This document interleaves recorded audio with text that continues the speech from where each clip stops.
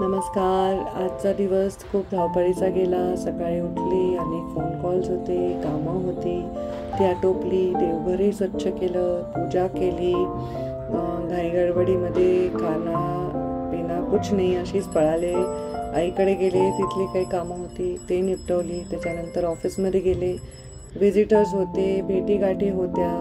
हे सगळं करत असताना माझ्या ऑफिसचे जे माझे सहकारी आहेत, जे माझ्यासाठी माझ्या परिवारासारखेच आहेत, कधीही मी काम करत असताना ते तिथे असतात. सण असो, वार असो, अडचणी असो, नेहमी आहेत. माझ्या बाबांपासून ते आमच्याबरोबर काम करतात. अनेक वर्ष मला ते माझ्या जीवनाचा जणू भागच आहेत. त्यांना दिवाळीची मला भेट द्यायची होती, त्यांना दिवाळीचं काहीतरी शगन द्यायचं होतं आणि त्याच्यासाठी मला स्वतः त्यांना माझ्या हातून द्यायचं होतं. माझ्या दौऱ्यामुळे थोडा विलंब झाला, पण ते पण आनंदाने थांबले. आज मी त्यांना दिवाळीच्या शुभेच्छा दिल्या, छोट्या छोट्या भेटवस्तू का होईना त्यांना दिल्या, तोंड गोड केलं सर्वांचं.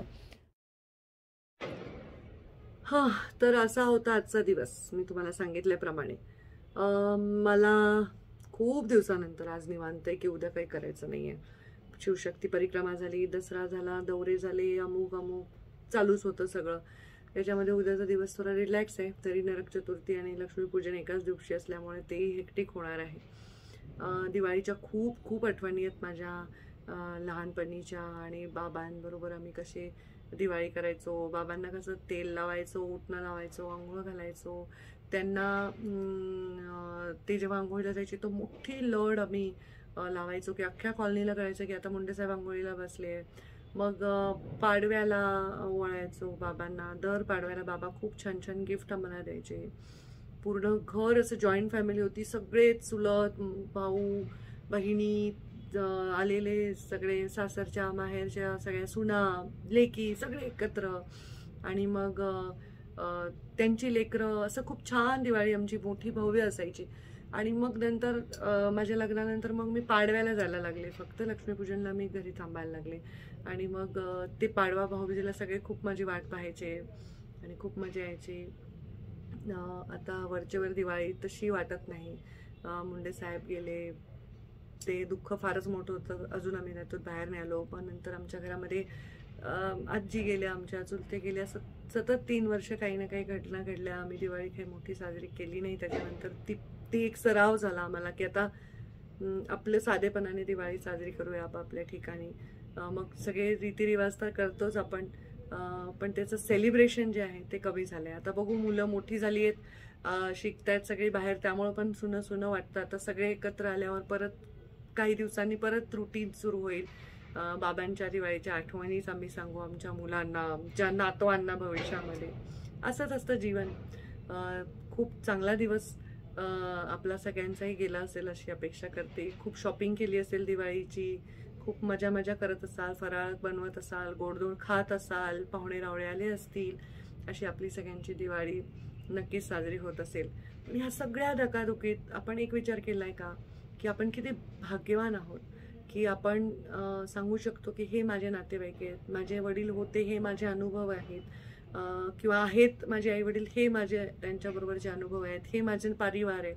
पण असे खूप लोक आहेत की ज्यांना परिवार कोण आहे त्यांचा हेच माहीत नाही, किंवा त्यांच्यासाठी दिवाळीत कोणी पाहुणा येत नाही, ते कोणाकडे पाहुणा म्हणून जात नाही. त्यांच्यासाठी काय करता येईल?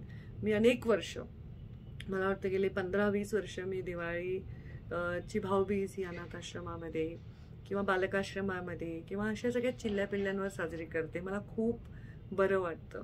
आणि म्हणून आपण सगळे आपल्या धकाधुकीत इतक्या एन्जॉयमेंटमध्ये छोट्या छोट्या गोष्टी करता आल्या तर पहा की एक दिवा त्या सर्व लोकांसाठी ज्यांचा ईश्वरच माता आणि पिता आहे, त्या लोकांसाठी आपण नक्की लावा.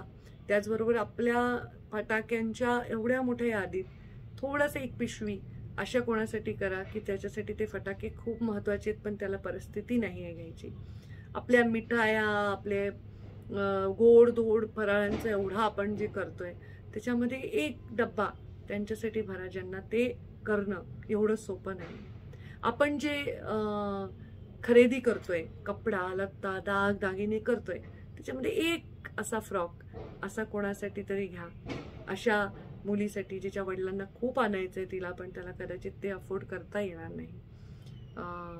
आपण हे जर करू शकलो तर मला वाटतं ही दिवाळी खरंच गोड होईल. जमलं तर पहा, मी भाऊबीजेला जाणारच आहे, तेही तुमच्याशी मी शेअर करेनच.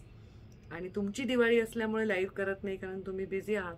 दिवाळी झाले की आपण लाईव्ह करूया. कशावर करायचे ते मी आपल्याला नक्की सांगेन, पण नक्की हा प्रयोग करून बघा.